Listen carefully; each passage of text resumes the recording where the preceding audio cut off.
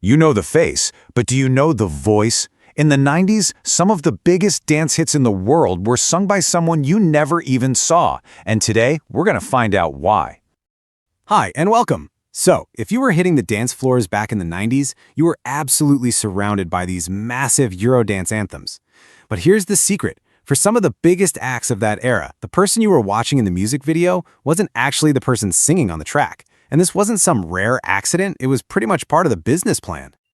So first, let's just rewind a little bit and talk about what we all thought we knew. The public image, the face of the hit. I mean, you have to remember, this was the absolute peak of the music video. MTV was king. So when a song came on, we didn't just hear it, we saw it. The face on that screen, the person with the killer dance moves and that magnetic personality. To us, they were the song. The image and the sound were just completely fused together. And boy, did we fall in love with these faces. Acts like Milli Vanilli, Corona, Black Box, Wigfield, they became these global sensations. They had the look, they had the style, they had all the energy. But, as we were all about to find out, they had something else in common too. And this is where our little mystery really begins. Because if the person in the video was the one doing all the singing, why would the album liner notes sometimes list completely different vocalists? What was actually going on behind the curtain? All right, it's time to pull that curtain back and take a look at what was really happening in the studio. So, in the world of 90s Eurodance, a lot of producers used this very specific formula. They basically separated the look from the voice. On one hand, you had the front person. They were hired for their marketability, their stage presence. They were the public face. And then way behind the scenes, you had the studio vocalist, a session singer picked for their powerhouse voice, who recorded all the tracks and, a lot of the time, stayed completely anonymous. And what's so fascinating is that inside the industry, this wasn't really seen as some big lie. As Milli Vanilli's own songwriter, Jens Gad, put it, it was just show business. Producers were basically directors, casting different parts to create a hit product. For them, it was totally normal. So why do it? Well, the reasons were almost all practical. Producers wanted a very specific, marketable look that maybe the perfect voice just didn't have. Session singers were super efficient, and when it came to those grueling world tours, it was just a lot easier to hire performers specifically for that job. And you know what? This system worked perfectly. Until it didn't. When the public finally found out the truth about one of these groups, it kicked off one of the biggest scandals in the history of music. Yeah, of course. We are talking about Milli Vanilli.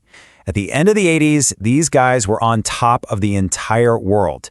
Two guys from a housing project who became these massive global superstars. But their whole career was built on this secret that was about to come crashing down hard. The whole unraveling was like watching a slow-motion train wreck. It all started with this technical glitch during a live show that revealed they were lip-syncing. And then, incredibly, they still went on to win a Grammy. But the pressure was building until their own producer, Frank Farian, finally confessed everything. And the backlash? It was immediate and it was brutal. The Recording Academy literally took their award back. It was the first and, to this day, the only time in history that a Grammy has ever been revoked. This wasn't just a news story. It felt like a reckoning. But this is where the story gets really, really interesting. The reaction to the whole scandal totally revealed this huge cultural divide. So in America, there was just pure outrage. Fans felt completely betrayed. I'm talking lawsuits, class action settlements, even public record burnings. See, the American music world pretty much operates on the idea that the face you see on stage is the voice you hear on the record. But in Europe, the reaction was basically a shrug. A lot of people already knew that producers like Frank Farian used this method, and honestly, they didn't really care. So what was up with the different attitudes? Well, it all comes down to a totally different definition of authenticity. In the European club scene, this idea called disc culture was a really big deal. Authenticity wasn't about watching a band perform live. No, it was all about the finished product, the record itself. In that world, the producer and the DJ are the real creative heroes, and the recording is the original piece of art. So, and this is crucial, inside that framework, hiring a model to lip sync wasn't fraud. It was just a way to visualize a track for TV. The performance was just a commercial for a sound that was perfectly crafted in the studio, and it was that cultural misunderstanding that just exploded on a global scale. So after the scandal, the lawsuits, and the awards being returned, what was the lasting legacy of this whole lip sync era? Well, beyond all the industry debates, there was a real devastating human tragedy here.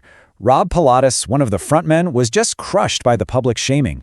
He struggled with addiction and his own personal demons and tragically passed away at the super young age of 33. He just never recovered from the fall. His partner, Fab Morvan, though, has worked really hard to reclaim their story. He sees the name Milli Vanilli not as a symbol of fraud, but of resilience, a powerful reminder that even when you fall, you can get back up and you can redefine your own legacy. So, from the bright lights of MTV all the way to the shadows of the recording studio, the story of 90s Eurodance is just so much more complex than we ever thought. You always knew the face, but now you finally know the real story behind the voice.